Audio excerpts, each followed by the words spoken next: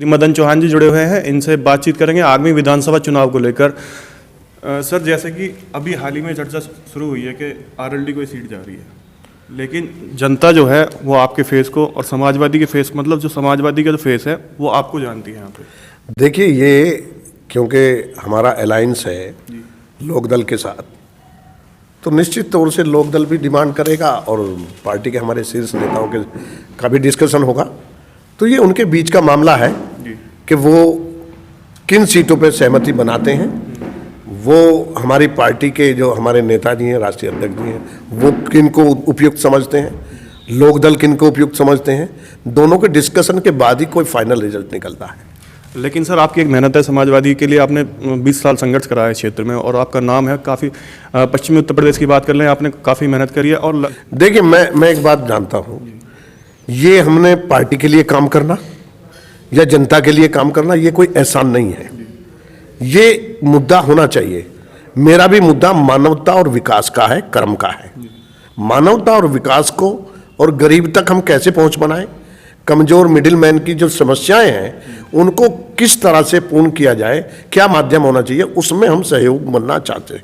Sir, Bhajpa का लगभग कार्यकाल पूरा हो चुका है, तो इस कार्यकाल के बारे में आप क्या कहेंगे? देखिए, इस कार्यकाल के बारे में आकलन करती है जनता।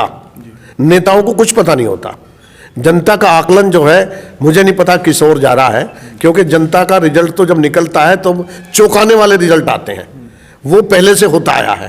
पहले भी भारतीय जनता पार्टी की सरकार रही, आज भी सरकार है, तो पहले भी चौंकाने वाले देखे गए थे, आज भी रिजल्ट हो सकता है चौंकाने वाले आए।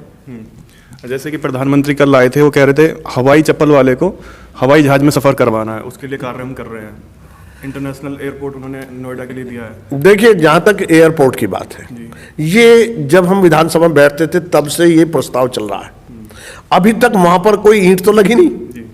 अब ये प्रस्ताव देकर चले जाएंगे और सरकार बदल जाए बाई चांस, तो क्या होगा? रही चप्पल वाला हवाई जहाज में बैठेगा, भाई चप्पल तुम इस लायक बचेगा जब ना, उसके चप्पल भी जाने का ढंग हो रहा है। वो इस लायक जब बचेगा कि वो हवाई जहाज तक चप्पल में भी जा सके, क्योंकि जब ये सारे उपक्रम, सारे सरकारी प्रतिष्ठान प्राइवेट में चले जाएंगे तो क्या प्राइवेट वाले जूते वालों को भी नहीं घुसने देते, चप्पल वालों की तो दूर है। अखिलेश यादव ने ये कहा कि वो शिलान्यास तो आपने कर दिया, इसको बेचने की तारीख और बता दीजिए कब बेचेंगे। देखिए, वो माहौल एक चल रहा है। वो आप देख रहे हैं कि जहां रेलवे को बिकने की बन गई हो, इंश्योरेंस को बिकने की बात हो, सड़कों को बिकने की बात हो, तो फिर बचेगा क्या? इस देश की सरकारी जो संपत्ति है वो बनती, आप किसी भी देखिए, एक गरीब आदमी का घर बनता बड़ा मुश्किल है लेकिन गिर बड़ी जल्दी जाता है। तो बनाना और बेचने में फर्क है। बनाने में समय चाहिए, बनाने में एक बहुत बड़ी जिगरा चाहिए, संकल्प शक्ति चाहिए, और वो संपत्ति सरकारी मतलब जनता का अधिकार। और जो दूसरा बिक जाता है, बेचना तो आसान है क्योंकि पावर है। जिसको जनता ने अधिकार दिया वही अगर पावर का इस्तेमाल दूसरे ढंग से करेगा तो बेच सकता है, और बेचने के बाद वो फिर आप समझिए कि बिल्कुल उसको गरीबी की ओर ले जा रहा है। योगी आदित्यनाथ लगातार दावा कर रहे हैं कि जो पहले सरकारें थी वो एक परिवार के लिए सीमित थी, लेकिन हमारी जो सरकार है वो पूरे उत्तर प्रदेश के लिए और देश की खुशहाली के लिए है। खुशहाली मैंने बताया ना, ये तो चुनाव तय करता है खुशहाली किसकी आई है। जहां तक परिवार और उसकी बात है, ये देखिए, अगर मेरे में क्वालिटी है तो मैं चाहे परिवार का हूं चाहे कहीं का हूं, तो क्वालिटी वाइज जनता तय करती है। वो जनता का निर्णय है कि अगर मैं चाहे परिवार का, तो मुझ पे कोई अभिशाप है कि मैं परिवार का हूं इसलिए मैं नहीं चुना जा सकता। अगर मेरे पे क्वालिटी है, मैं जनता के लिए विकास कर रहा हूं, अगर जनता के लिए बात कर रहा हूं, तो फिर ये तो क्वालिटी से समझौता थोड़ा ही होना चाहिए। परिवारवाद तो परिवार में भी जब उसके संस्कार जाएंगे, उसको ये शुरू से ही उसको ये मिलेगा कि तुम्हें कर्म करना है, तुम्हें जनता के लिए काम करना, तो फिर उसमें कोई गुण दोष की परिभाषा में अंतर आ जाता है परिवार का। वो लगातार कह रहे हैं कि जैसे उत्तर प्रदेश को उत्तम प्रदेश की ओर हमने अग्रसर करा है, और इसमें हमने वैक्सीनेशन कराई है, फ्री में मुफ्त में राशन दे रहे हैं और लोगों को मकान, शौचालय, ऐसी ऐसी चीज़ें, योजनाएं बता रहे हैं। देखिए, जहाँ तक मैं समझ पा रहा हूँ कि जितनी भी मानवीय आवश्यकताएं हैं, सबसे बड़ी है शिक्षा और स्वास्थ्य। स्वास्थ्य पे बराबर गिरावट आ रही है। आप क्षेत्र में घूमते हैं, बहुत सारी CHC PHC पे ताला लगा है, डॉक्टर मिलता नहीं। आज विश्वास घटा है स्वास्थ्य क्षेत्र में, डॉक्टरों के और सरकार के प्रति विश्वास घटा है। आज डेंगू से कितनी मौत हो रही है, आज कोरोना में कितने लोग मर गए। वैक्सीनेशन नहीं करेंगे, और वैक्सीनेशन कब आई है और कितने लोगों को हुआ। आज डेंगू के बारे में क्या कहनी चाहती सरकार? आज आम जनता में है कि तीसरी लहर कोरोना के माध्यम से ही कोई है, क्योंकि उसका कोई रेमेडी नहीं मिल पा रही लोगों को। कोई उसका इलाज डॉक्टर नहीं कर पा रहे हैं, और लोग जरा सा बुखार आते ही उसी में प्लेट्स कम हो जाती हैं और वो स्वर्ग सिधार जाता है। इस पर क्यों नहीं अंकुश लगा पा रहे? जब वो लगा, वैक्सीनेशन की जहाँ तक बात है, उस काल को भी याद करिए जब कोरोना काल में लोग मारे सड़कों पर मरे और लोग लाइनों पर मरे, तो वो किसकी गलती है? सर, एक समाजवादी पार्टी का नारा है 22 में किसानों का इनकलाब होगा और 22 में बदलाव होगा। देखिए, देश जब भी बदलेगा जब किसान की स्थिति बदलेगी। किसान की स्थिति बदलेगी तो गरीब की स्थिति बदलेगी, मिडिल मैन की स्थिति बदलेगी, क्योंकि वहीं से आधार शुरू होती है, वहीं से जो हमारी अर्थव्यवस्था की दर है वो निश्चित होती है। अगर किसान को लाभान्वित नहीं करते, उपज का सही मूल्य नहीं मिलता, किसानों के गन्ने का पेमेंट अभी तक नहीं हो पाता, और अगर उसकी बिजली महंगी हो जाएगी, उसको सिलेंडर महंगा हो जाएगा, उसको डीजल महंगा हो जाएगा, तो भाई किसान कैसे खुशहाली करेगा? लेकिन 2022 में जब किसान महसूस कर रहा है, क्योंकि आज वो 3 कानूनों को रद्द करवाने के लिए 1 साल से बैठा है, 700 लोग स्वर्ग सिधार गए, और एमएसपी जो मेन मुद्दा है उस पर अभी भी कार्रवाई नहीं है, तो खुशहाली किसान की कैसे आए? ये तो कानून जो कह रहे थे, प्रधानमंत्री कह रहे थे कि हमने किसानों की खुशहाली के लिए जो कृषि कानून है वो बनाए हैं, लेकिन विपक्ष के एजेंडे के द्वारा किसानों को बहकाया गया और कहीं ना कहीं हमें किसानों को समझा नहीं पाए थे। नहीं, अगर समझा नहीं पाए तो किसकी गलती? सरकार की। और क्या सरकार ने, पीएम साहब ने, माननीय पीएम ने कभी किसानों के साथ बैठकर समझाने की कोशिश की? मुझे तो नहीं लगा कभी आज तक मीटिंग हुई हो। अब वो समझाने की हो सकता है खुद कोशिश करते तो समझा। इसका मतलब उस नीति को, किसानों की नीति को जायज ठहराना, वो 1 साल के बाद, ये हमारी दूरदर्शिता की अनदेखी है। क्योंकि अगर हम सही मायने में आमंथन करते, आकलन करते, तो निश्चित तौर से 1 महीने, 2 महीने, 3 महीने किसानों की मांग को अगर आज जायज ठहरा रहे हैं तो जब भी ठहरा सकते थे। तो ये हमारा 700 लोगों का कौन जिम्मेदार है? उसकी कौन जिम्मेदारी लेगा कि वो लोग चले गए इस दुनिया से? क्या दुनिया से चले जाना हमारी वजह से अच्छा होता है? सर, जैसे जैसे चुनाव नज़दीक आ रहे हैं, जिन्ना और बुलडोजर की बड़ी बात हो रही है उत्तर प्रदेश में। कह रहे कि अपराधियों की छाती पे हमने बुलडोजर चलाया। देखिए, अपराधियों की छाती पे बुलडोजर चलाओ, लेकिन किसानों की छाती पे ना चलाओ, गरीब की छाती पे ना चलाओ। जो लोग स्वास्थ्य मर रहे, जो बेचारे बगैर दवाई के मर रहे, बगैर डॉक्टर के मर रहे, सीएचसी पीएचसी पे बुलडोजर ना चलाओ। उन पे तो कम से कम राहत दो, उन पे चलाओ बुलडोजर। इन पे क्यों बुलडोजर चला रहे? एक महीने में अगर हम किसी को इलाज नहीं करवा पाते, या हमारी सीएचसी पीएचसी बंद है, डॉक्टर नहीं है, दवाई नहीं है, तो वो तो बगैर बुलडोजर के ही मार रहे हैं हम। उनको तो कुछ तेल भी खर्च हो रहा है, तो बगैर तेल के ही बेचारे मर रहे हैं। तो इस पे भी ध्यान देना बहुत जरूरी है। सर, ओवैसी फैक्टर कितना कारगर रहेगा उत्तर प्रदेश चुनाव में? और योगी भी कह रहे हैं कि मतलब जो है वो सपा से मिले हुए हैं, और सपा कहती है कि वो बीजेपी से मिले हुए हैं। देखिए, जहाँ तक उसकी बात है, ये जनता का सोच है। जनता जिसे कहती है उसको सर्वमान्य होना चाहिए।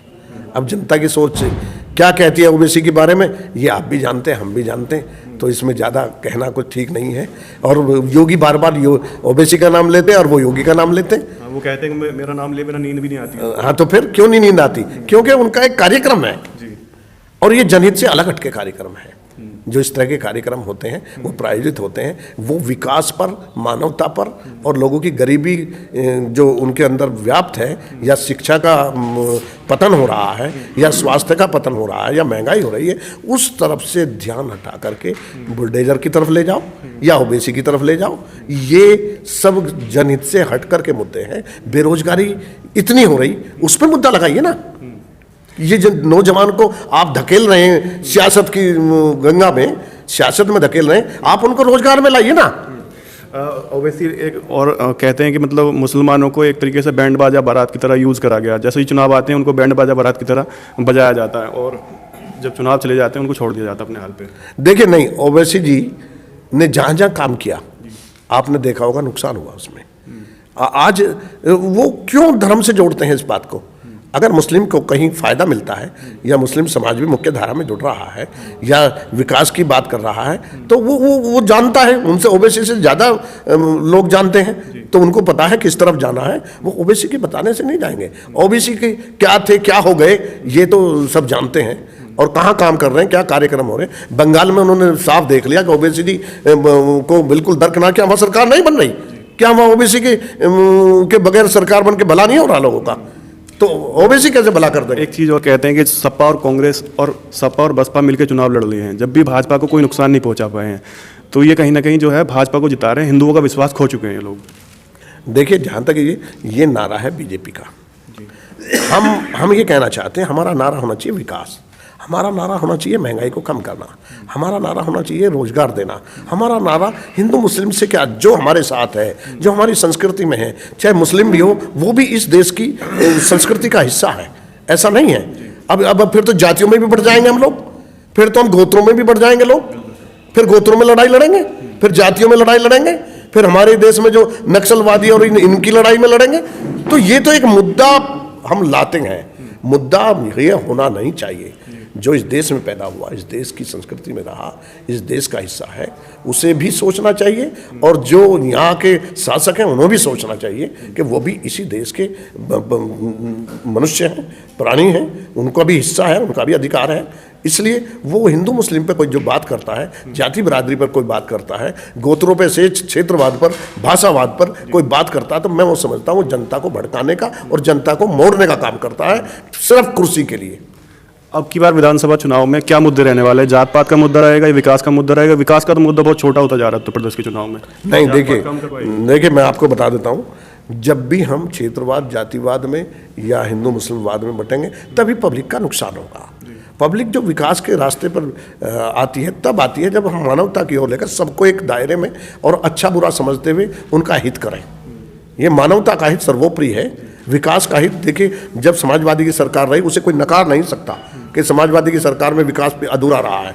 सारी रूपरेखाएं वहीं से बनी, चाहे पुलिस की रूपरेखा हो, चाहे हाईवे की रूपरेखा हो, चाहे किसानों की फसल बीमा योजना हो, चाहे किसानों को दुर्घटना योजना हो, चाहे पारिवारिक लाभ हो, चाहे समाजवादी पेंशन की, ये सारी चीज़ें समाजवादी के विकास का द्योतक हैं, अखिलेश जी के विकास का द्योतक हैं, और वो सबने महसूस किया है।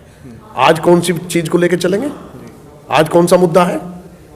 आप बताएं कौन सा मुद्दा? कोई मुद्दा उनके पास मुद्दा तो है। जिन्ना की बात करते हैं वो, देखिए मैंने बताया ना, उनकी बात करते हैं, जिन्ना बेचारे कहाँ थे, कहाँ चले गए, उनकी पैड़ को क्यों ले रहे हैं, उनके अतीत को क्यों कर रहे हैं? कौन क्या था, उससे कोई काम चलता है? वर्तमान में क्या हो, आप वर्तमान में क्या करना चाहते हो, यथार्थ में जिए ना। ये चीजें लाभ दे चुकी है ना पहले। नहीं, वो लाभ दे चुकी। जनता कई बार नहीं मूर्ख बनती, जनता को गुमराह नहीं किया जा सकता बार बार। आप किसी के सेंटिमेंटल उसको भड़का सकते हैं, उसकी भावनाओं में चोट कर सकते हैं, लेकिन वो भावनाओं में चोट सदैव नहीं रहती, एक बार होकर वो समझ जाते हैं। फिर सर, आप भी विकास की बात कर रहे थे जब आपकी सरकार थी, विकास, और योगी जी भी कुछ दिन पहले तक विकास की बात कर रहे थे, लेकिन उनकी जो भाषा एक तरीके से चेंज हुई है, क्या लगता है? नहीं, तो ये जनता, तो देखिए जनता सबसे बड़ा अदालत है, और वो जनता निर्णय कर रही है, जनता सोच रही है, जनता अपने आप निर्णय करती है किसका विकास अच्छा था, किसका विकास नहीं है। और जब भाषा बदल के बोली जाती है तो उसको भी समझती है। जिन्ना से क्या मतलब? ये देश अलग है, वो देश अलग है। जब हुआ तो हुआ।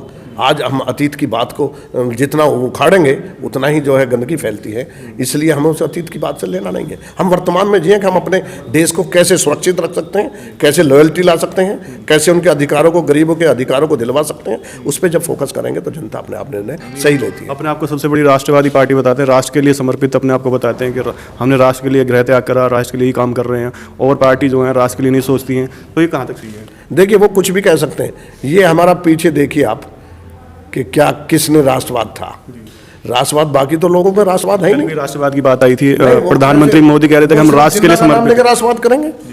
जिन्ना के नाम से तो राष्ट्रवाद नहीं आ सकता। ये आप किसी का नाम लेकर राष्ट्रवाद नहीं करते। राष्ट्रवाद है सबके हित के लिए राष्ट्रवाद करिए, राष्ट्र के लिए। ये जो सरहद पर लड़ रहे हैं, तो ये राष्ट्रवाद तो वो है।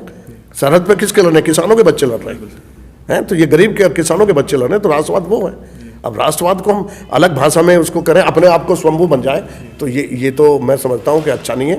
अब हम गढ़मुक्तेश्वर की विधानसभा के ऊपर आते हैं। गढ़मुक्तेश्वर की विधानसभा जो है, इसके मुद्दे क्या हैं सर? शिक्षा और स्वास्थ्य की सबसे बड़ी मांग है यहाँ पे। देखिए, यहाँ बहुत सारे मुद्दे अभी बाकी हैं। बिजली में अनियमितताएं, किसानों का गन्ने का भुगतान ना होना, सिलेंडरों का महंगा होना, CHC PHC का बंद होना, गंगा का विकास ना होना, ब्रजघाट का विकास ना होना, और ये जो डीजल और तेल ये महंगा हो गया है, इसको जितना नीचे लाया जाए वो किसान के हित में जाता है। ये सब मुद्दे हमारे लिए सर्वोपरि हैं कि हम विकास भी करें। आज बहुत सारी सड़कें आज भी टूटी हैं, बिजली के जो कर्मचारी, सड़कें तो बिल्कुल खराब पड़ी हैं। हाँ, बहुत सारी खराबी हैं। और जो खादर में पानी भरता है, हमने कुछ बांध लगाने का काम किया था, वो अधूरा है, उसको भी पूरा करेंगे।